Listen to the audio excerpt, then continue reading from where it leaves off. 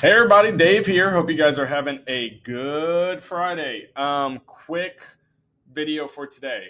Not a great week. Not a great week.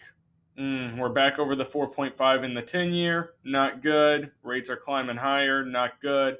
Highest we've been in 3 months.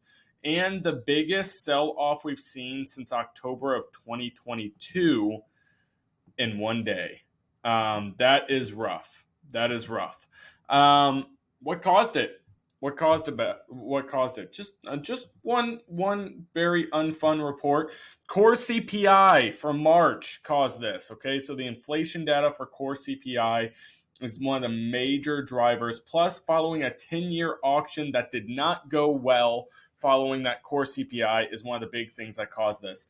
And so we saw everything in general just ticked up a little bit higher than anticipated, and that just caused the markets to sell off. But why? We've had CPI reports that aren't really off by too terribly much, and honestly, compared to previous, it doesn't seem a whole lot different. And one of the major drivers was definitely energy, which is something that we constantly keep seeing as a driver. I believe I talked to someone the other day that said that gasoline, specifically oil is at $85 a barrel right now. If you're noticing, gas prices go up, and then it's going to be soon around $91 a barrel, possibly $100 a barrel, depending on what is happening with supply chains and things overseas.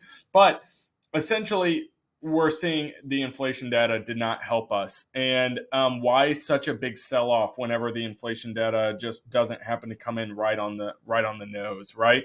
One of the biggest things is the Fed's narrative and fear of the Fed just completely turning around on their position. The Fed has been pretty clear that they think that they've done a good job with inflation, but as long as our wonderful government continues to spend money, and as long as we keep seeing inflation creeping back up, the thought that we have all had the hope that we've all had, and even was alluded to in the Fed dot plots and their notes, that they may cut rates a couple times this year, starts to vanish and diminish. So that is what the issue is. We are worried that we are going to not see rate cuts any longer. Inflation is rearing its ugly head already.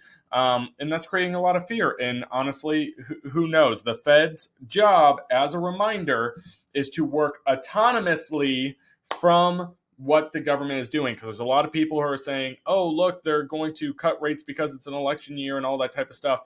Whether or not that happens, and whether or not that narrative is true, the fact of the matter is that they are supposed to work autonomously, and their entire job is to work separately and do what they need to do to control inflation, right?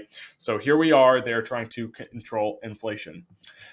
Rates are rocked by inflation data. That's the article. That's it. Rates are rocked by inflation data. And this is going to be linked down below for you guys, so you guys can see all the information on here about rates getting rocked by that inflation data. Okay. And I think this is a good article because it really goes into the meat and potatoes of where we've come from, where we've been, and what as you can see here, the target zone is. Okay. So this is a lot of really good information. Even if you're not a very big data person, I think that this is something that you can read and get some knowledge from and understand. And I feel like the knowledge of this stuff makes me feel more comfortable, makes my clients feel more comfortable, makes my business partners feel more comfortable.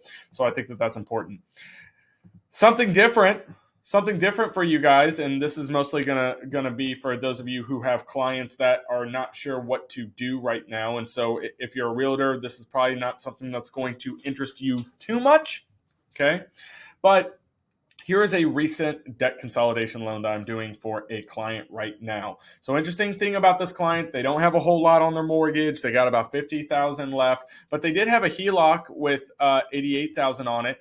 They've been paying on that HELOC for 5 years without being aware that it wasn't paying anything down. So I brought my handy dandy little calculator here. Okay, so if we take 5 years, that's 12 months a year, that's 60 months at $597 a year.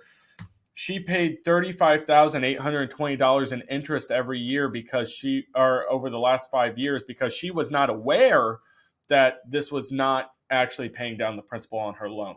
It's one of the things that you don't always realize or people forget about their HELOCs is that oftentimes your home equity line of credits are interest only and there's no tax benefit to them, okay? So we are helping this nice client out by taking care of a brand new vehicle loan that they got, home equity, as well as a high interest rate on their credit card, one of their credit cards right there. We're going to be saving them $337 a month. And if they were to reinvest that saving of $337 a month, they would then be able to put that back into the principal, actually pay off their current mortgage 7 years sooner, and that would be their new payment. So this is just one of the cool things that we do over here, one of the cool things that I really like to focus on helping people with their cash flow. And for those of you that are realtors that did decide to stick around, thank you so much. Here's the gem for you. These type of analysis are the same type of analysis I talk to your clients about when they are looking to downsize. I take this exact same scenario and I go, well, hang on. Rather than just taking all the equity and locking it away in your house, what if we could actually improve your cash flow and give you the ability to pay off this house even sooner? Something different to think about and something that a lot of people are needing, especially as these nasty rates are going to be hanging around longer. Hopefully not. I don't want that to happen, but if these nasty rates hang around longer, these higher rates, we are going to see more people deal with this high interest debt, and there's a lot of people who are having struggles with it. And so selling their home may be an option. Refinancing their home may be an option. And of course, you've got your 55 and older clients who are possibly looking to downsize or just slow down and go into a retirement community. What should they do with that money? Be smart with it. Get rid of all those liabilities, okay?